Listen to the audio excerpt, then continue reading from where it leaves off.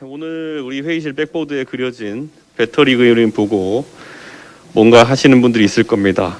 지난주 최재형 전 감사원장의 입당을 시작으로 대선 레이스가 달아오르고 있습니다. 비빔밥을 완성하기 위해 한 분 한 분 사람이 모이고 있는 것을 로딩 중이라고 표현한 것입니다. 앞으로 더 많은 대선주자들과 함께 완전 충전된 상태로 대선 경선을 칠 수 있도록 하겠습니다. 김은혜 신임 홍보본부장과 홍보국에서 수고하셨습니다. 정책 공모전 나는 국대다 시즌2에 오늘 이 시각까지 1360여 건의 정책 제안이 접수되었습니다. 놀랍습니다. 제1야당의 대선 공약을 국민이 만드는 상상, 이제는 현실이 되어갑니다. 이러한 국민들의 열망에 더해 우리 당내 대선주자들의 정책 행보도 더 빠르게 가져갈 것을 주문하겠습니다. 저는 서병수 경선준비위원회 위원장께 정책에 대한 후보들의 비전을 최대한 국민과 당원에게 전달할 수 있는 기회를 만들어달라고 요청했습니다. 안상수 전 의원의 일자리 도시 공약, 유승민 전 의원의 국민연금 개혁안, 윤희숙 의원의 노동개혁안, 하태경 의원의 남녀공동복무제, 홍준표 의원의 반값 아파트 또는 쿼터 아파트 제안 모두 국민들이 가장 바라는 지점에 대한 고민이 묻어있는 정책 공약들이라고 생각합니다. 이미 잘하고 계시지만 더 박차를 가해 주십시오. 이번 대통령 선거에서 우리는 국민에게 네거티브와 정쟁이 아닌 정책과 비전, 희망을 선보여야 합니다. 그리고 오늘 회의에서 공직후보자 자격시험 TF에 대해서 논의합니다. 공직후보자 자격시험은 저의 전당대회 대표 공약으로 지난달 MBN 여론조사에서 62.3%의 국민이 찬성 의사를 밝힌 개혁 공약입니다. TF의 위원장은 삼선의 김상훈 의원님으로 내정되어 있습니다. 세금으로 월급 받는 공직자가 되려면 당연히 그에 걸맞는 최소한의 업무 능력을 갖춰야 한다는 단순하면서도 기본적인 논리가 배척되었던 곳이 정치판입니다. 국민의힘이 앞장서서 이를 바로잡고 국민들이 내년 지방선거에서 정치가 한 단계 업그레이드 되었다는 것을 피부로 느낄 수 있었으면 합니다. 이동대 전 기자의 1심 재판에서 무죄가 나왔습니다. 지난해 총선을 2주일 앞두고 여당과 일부 언론은 소위 검언유착 논리를 가동해 본인들이 총선의 대전략 중 하나로 삼았던 검찰개혁에 대한 정당화를 시도했습니다. 코로나 초기 대응 실패를 기반으로 한 정권 심판론이 가중되던 분위기를 반전시키려고도 했습니다. 애초에 제보 자체가 사기, 배임, 횡령 등의 전력이 있는 인사에 의한 것임에도 이렇게까지 판을 키웠던 여권의 정치인들은 반성해야 합니다. 여당의 정략적 호들갑으로 온 나라가 떠들썩했는데 이제 추미애 전 장관과 범여권 인사들은 어떻게 국민들에게 애프터 서비스를 하시겠습니까? 정권 5년 차입니다. 586 기득권이 즐기는 이러한 이권은 무거운 세부담에 허덕이는 국민의 고열이고 집권 세력의 노랫소리 높은 곳마다 국민들의 원성이 높은 상황입니다. 그런대로 책임지는 사람이 없고 처벌받는 사람이 없다는 것은 문재인 정부가 도덕적으로 완벽한 정권이라기보다는 검사들의 칼을 모조리 부러뜨렸기 때문입니다. 이제는 검언유착 프레임으로 가둬뒀던 능력 있는 검사들의 칼을 돌려주고 권력의 견제 역할을 다시 할 수 있도록 해주십시오. 여당이 추진 중인 언론개혁에 대해서도 한마디 하겠습니다. 노무현 대통령께서는 과거 언론의 편향성이나 권력 집중을 해결하기 위해 다원성을 확보하자는 취지로 인터넷 언론과 포털의 뉴스 배급 기능을 강화하는 것에 중점을 두었습니다. 언론의 소비자가 최대한 다양한 언론의 보도 내용과 논조를 바탕으로 사실관계 파악을 해나갈 수 있도록 하는 것이 노무현 대통령의 방향성이었습니다. 그리고 이명박 정부 또한 보도 종편 채널 다수 승인을 통해 다원성으로 언론 간 상호 견제가 동작하도록 했습니다. 문재인 정부는 노무현 정부의 계승자를 자처하면서 다원성을 기반으로 한 미디어 정책이 아닌 강압적 언론 통제의 길에 나서는 이유가 궁금합니다. 언론은 국민을 대신해서 질문하고 그 답을 받아서 국민에게 전달합니다. 언론의 무오류성을 강요하는 것은 국민의 무오류성을 강요하는 것과 같고 언론에 대한 징벌적 손해배상의 강요는 언론사가 아니라 국민의 알 권리를 위축시키는 것임을 여당은 깨달아야 합니다. 문재인 정권의 언론 장악 시도가 계속되고 있습니다. 즉각 중단해 줄 것을 다시 한번 강력하게 요구합니다. 내년 대선과 지방선거를 앞두고 노골적인 이와 같은 시도가 금주에 더 본격화될 것으로 우려됩니다. 민주당은 신문 등의 진흥에 관한 법, 일명 언론중재법을 국회 문체위에서 강행 처리하려 하고 있습니다. 코로나로 민생은 파탄 직전인데 집권 여당이 이에 대한 무한 책임을 느끼기는커녕 권력 유지에만 혈안이 되어 있는 모습입니다. 청와대와 여당이 추진하려는 일명 언론중재법은 언론 재갈 물리기 법입니다. 이 법은 가짜뉴스를 보도한 경우 최대 5배의 손해배상을 하도록 하고 있습니다. 그 보도에 고의성이 없다는 입증을 언론기관이 하도록 하여서 입증 책임도 전환시키고 있습니다. 가장 큰 문제는 고의성 판단의 기준입니다. 여권의 정치적 이해관계에 따라 고무줄 잣대가 될 것이 뻔합니다. 이미 권력의 단꿀을 빨면서 조직화된 기득권 특정 집단이나 권력이 자신들에게 불리한 비판적 보도를 가짜뉴스로 규정하고 마구잡이 소송을 제기하면서 권력 비리 뉴스를 가짜뉴스로 우기며 재간을 물리려 할 것입니다. 권력자들은 자신에게 불리한 뉴스에 대해서는 가짜뉴스라고 우기고 동조할 것입니다. 물론 권력자들은 그와 관련된 자료의 제공을 거부하거나 자료를 숨기거나 또는 관계자를 협박하여 진실 규명을 막을 것입니다. 이미 우리는 월성원전의 불법 폐기 사건, 김학의 불법 출국 금지 사건, 울산 선거 공작 사건에서 권력의 그 민낯을 똑똑히 보았습니다. 언론은 소송 부담을 따를 수밖에 없고 진실을 밝히는데 엄청난 난관과 시간이 소요될 것이고 재정적 부담도 상당해지면서 결국 언론이 권력의 심기를 살피게 될 것이며 권력 비리 보도를 하지 못하게 막을 것입니다. 언론중재법은 언론 검열을 위한 수단이 되어 취재와 표현의 자유를 크게 위축시킬 것이 너무나도 뻔합니다. 문재인 정권과 민주당은 가짜뉴스의 기준을 옳고 그름에 두고 있지 않습니다. 자신들 향한 비판은 아무리 사실에 입각해도 가짜뉴스라고 합니다. 그것을 보도한 언론은 기레기라고 하고 언론사는 적폐 언론이라고 몰아붙입니다. 그동안 가짜뉴스의 진짜 발원지는 청와대와 민주당이었습니다. 문재인 대통령 올 2분기에 들어온다고 확언했던 모더나 백신 2천만 명분 어디 있는지 찾을 수가 없습니다. 민주당 고민정 의원이 확보했다고 현수막에 내걸었던 4,400만 명분 백신 어디 갔습니까? 코로나 초기 마스크 대란 상황이 있었을 때 당시 청와대 김상조 정책실장은 이렇게 말했습니다. 깨끗한 환경에서 일하거나 건강한 분들은 마스크 사용을 자제해 주십시오. 아니 마스크 확보조차 못하는 청와대의 무능을 듣기 위한 가짜뉴스 아닙니까? 아랍에미리트에 코로나 진단키트를 첫 수출했다고 한 청와대의 발표, 또 국내 코로나 진단키트가 미 식품의약국의 사전 승인을 받았다고 한 외교부의 발표, 모두 K방역 자화자찬을 위한 가짜뉴스로 드러났습니다. 환경부 블랙리스트 사건 관련해서 청와대는 체크리스트라고 했지만 1심 재판부는 청와대와 장관의 공모를 인정해서 김은경 전 환경부 장관과 신미숙 청와대 균형인사비서관에게 실형을 선고했습니다. 사실은 블랙리스트가 맞았던 겁니다. 그런데 가짜뉴스를 청와대가 생산한 겁니다. 이처럼 청와대 문재인 정권은 무능과 실정을 덮고 국민을 눈속임하기 위해 거짓말, 가짜뉴스 생산을 서슴지 않고 있습니다.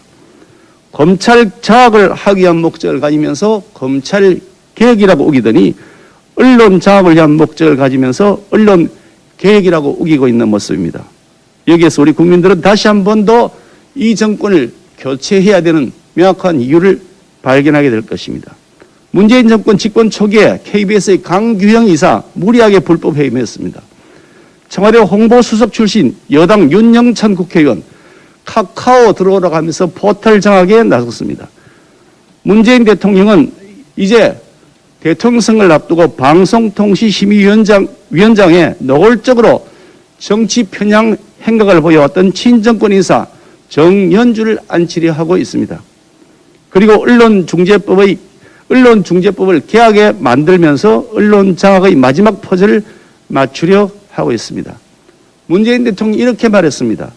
취임 100일 전 국민 앞에서 말한 내용입니다. 문재인 정부는 언론을 장악하려는 시도를 하지 않겠다는 것을 약속합니다. 문 대통령이 앞장서서 이런 가짜뉴스를 퍼뜨리는 선봉장이 되어 있습니다. 참으로 부끄러운 일입니다.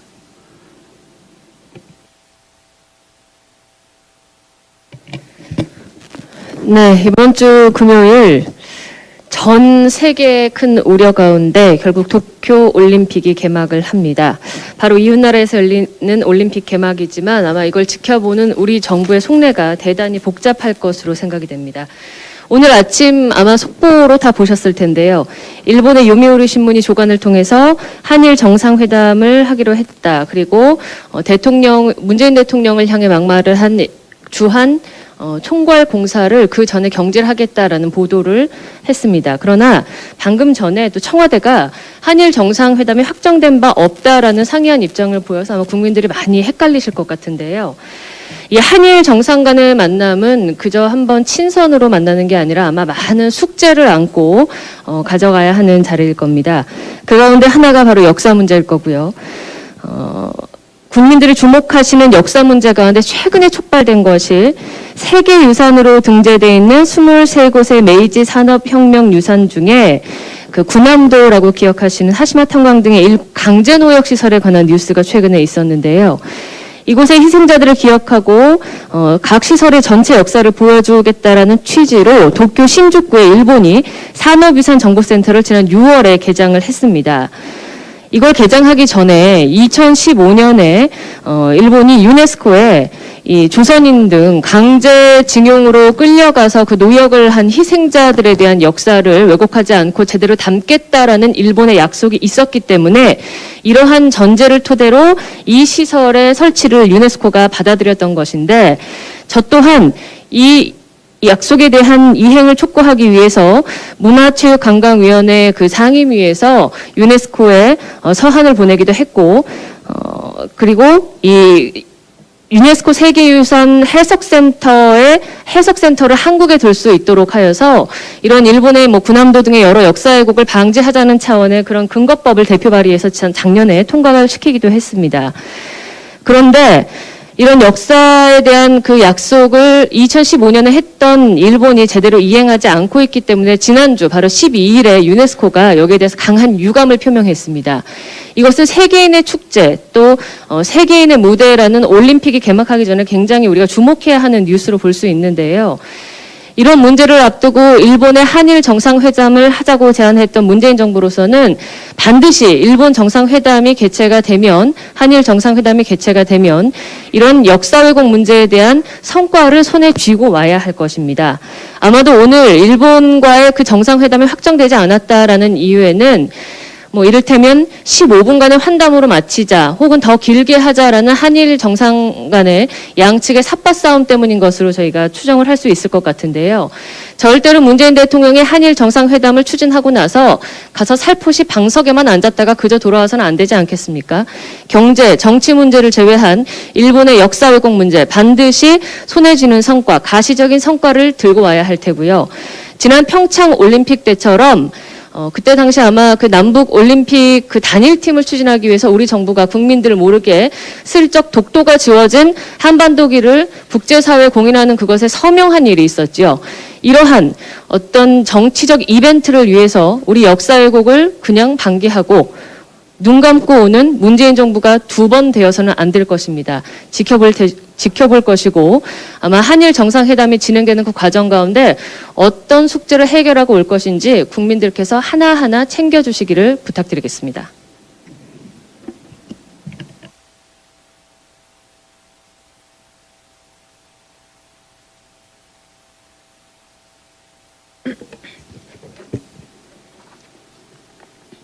민언연, 민주언론시민연합. 이름은 그럴듯한데 공작 정치를 적극적으로 합세하여 해놓고 반성도 없이 적반하장식으로 나오고 있는 단체입니다. 오죽하면 한동훈 검사장이 지금 민언연에는 이름과 달리 민주도 없고 언론도 없고 시민도 없고 권력의 요직을 꿰차는 막강 인재풀로서 권력가의 연합만 있어 보인다고 말했겠습니까?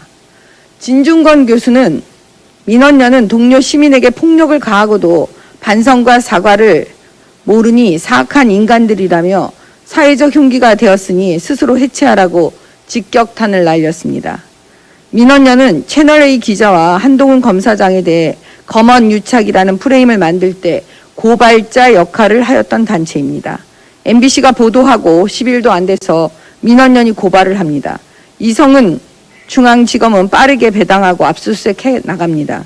결국 기자는 구속되고 한동훈 검사장은 폭행을 당합니다. 민원연, 언론 감시 운동을 한다고 하면서 언론단체를 가장한 여당의 이중대 역할을 하고 있습니다. 완장찬 홍위병들처럼 행세하여 다들 두려워하고 있습니다. 마치 민원연이 좌표를 찍으면 압수수색도 시키고 결국 구속도 시키는 그런 형국이 되어버렸습니다. 그렇다 보니 민원연은 종편 방송과 방송 출연자, 방송 관계자들이 가장 두려워하고 무서워하는 괴물이 되었습니다. 방통위와 방심위를 통하여 종편 방송에 대하여 마치 재승인 취소 한 해 만에 하면서 방송 장악을 하고 있습니다. 이제 국민들께서 민원연을 좌표 찍어 주십시오. 이제 민원연이 수사받아야 할 차례입니다. 이번 기회에 진중권 교수 말대로 사회적 흉기가 되어버린 민원연을 해체시켜야 합니다. 민원연 출신이 한상혁 방통위원장이고 최근 더불어민주당과 청와대가 민원연 출신 김유진, 정민영을 방심위원으로 추천했습니다. 결국 모두 한 통속입니다. 문재인 정권이 방송 장악을 어떻게 해오고 있는지 이제 국민들께서도 조금씩 알아가고 계십니다. 이들이 대한민국 방송 심의를 하고 규제를 한다는 최고의 기구인데 권력의 도구가 되어버렸으니 민원연은 해체하고 방통위와 방심위는 편향되지 않는 정상적으로 방송심의 규제를 할 수 있는 사람들로 임명해야 합니다. 물론 잊어서는 안 되는 것이 있습니다. 이번 채널A 기자 사건에서 민원연이 고발자라서 문재인 정권과 어떤 협력을 했는지, MBC와는 어떤 공모를 했는지 밝혀야 합니다. 바로 이런 것이 국정농단입니다. 바로 이런 것을 국회에서 국정조사해야 합니다. 우리 국민들께서 꼭 주목해 주시고 이것을 어떻게 지금 이들이 움직이고 있는지 살펴주신다면 나쁜 권력은 이길 수 있습니다. 감사합니다.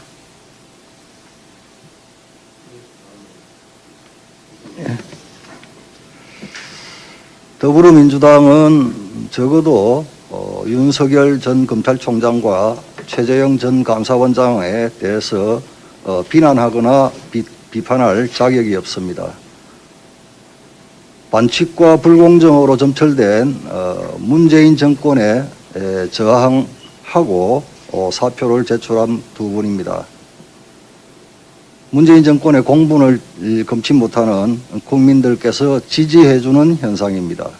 더 이상 윤석열 전 검찰총장과 최재형 감사원장에 대해서 자격도 없이 염치도 없이 비난하고 비판한 것은 금해주기를 바랍니다. 더불어민주당과 정부, 청와대가 오늘 아침 고위 당정청 회의를 갖고 소상공인 피해 방안에 대한 논의를 하였다고 합니다. 먼저 우리 국민의힘이 강조해온 것처럼 소상공인과 자영업자에 대한 손실보상과 지원 규모를 늘리기로 방향을 잡은 것에 대해 늦었지만 다행이라 생각합니다. 이미 코로나로 망연자실한 우리 소상공인 자영업자들은 거리두기 4단계 격상으로 이제 먹먹하고 막막할 뿐입니다. 이번 추경은 소상공인 자영업자, 즉 실질적으로 피해를 입은 분들에게 핀셋 지원을 하는 것이 최우선입니다. 그러나 정부 여당이 이를 핑계로 추경 규모를 늘리거나 국채 상환 규모를 줄여 국가 재정과 국민 세금 부담을 늘려서는 안 될 것입니다. 1차 추경 또는 본 예산에 편성됐던 예산과 중복되거나 실효성이 없거나 집행률이 저조한 예산부터 과감하게 삭감해야 할 것입니다. 또한 가짜 일자리 예산, 선심성 예산 역시 대폭 삭감이 필요합니다. 저희 국민의힘은 불효불급한 예산 낭비는 줄이고 지원이 시급한 피해 계층에 핀셋 지원이 될 수 있도록 강력한 예산 심사를 이어갈 것입니다. 이른바 채널A 사건으로 기소된 전현직 채널A 기자 2명이 1심에서 무죄를 선고받았습니다. 검언유착이라고 여권이 맹공격했던 이 사건은 결국 현 정권 인사들과 친정권 방송, 사기꾼 등이 합작해 정권 비리 의혹 수사를 강행한 윤석열 전 검찰총장과 한동훈 검사장을 찍어내기 위해 만들어낸 권언유착이라는 제목의 잘 짜여진 시나리오였습니다. MBC는 사기꾼 지모 씨와 짜고 몰래카메라까지 촬영해 보도했고 민원련은 보도 일주일 만에 채널A 기자를 검찰에 고발했습니다. 조국 장관 시절 법무부 인권국장 출신인 열린민주당 황희석 최고위원은 MBC 보도 9일 전 청와대 비서관 출신인 같은 당 최강욱 대표와 찍은 사진을 SNS에 올리며 이제 둘이서 작전에 들어간다고까지 했습니다. 추미애 전 장관은 한술 더 떠 직권을 남용해가며 이 사건을 윤 전 총장 공격에 적극 활용했습니다. 작년 7월 수사지휘권을 발동해 윤 전 총장을 이 사건 지휘 라인에서 완전히 배제시켰고 작년 12월 윤 총장 징계 사유에 채널A 수사 방해를 포함시켰습니다. 이성윤 전 중앙지검장 또한 수사팀이 한동훈 검사장 무혐의를 9차례나 보고했지만 전부 묵살했습니다. 당시 주임검사였던 정진웅 검사는 한동훈 검사장 독직 폭행 혐의로 재판 중입니다. 그럼에도 이들은 정권에 충성한 공으로 모두 승진까지 했습니다. 1심 판결에도 불구하고 추미애 전 장관, 민원련 등은 반성과 자숙은커녕 억지와 궤변만 늘어놓고 있습니다. 특히 추 전 장관은 이번 1심 판결에 대해 완벽한 검언의 재판방해라는 궤변을 늘어놓으며 난데없이 검찰개혁을 주장하고 있습니다. 법무부 장관까지 지냈고 여당 대선 후보라는 사람이 앞장서서 사법불신을 조장하고 있는 것입니다. 이제 1심 재판이 끝났을 뿐이지만 이번 사건과 관련된 인사들은 반드시 책임을 져야 할 것입니다. 이상입니다.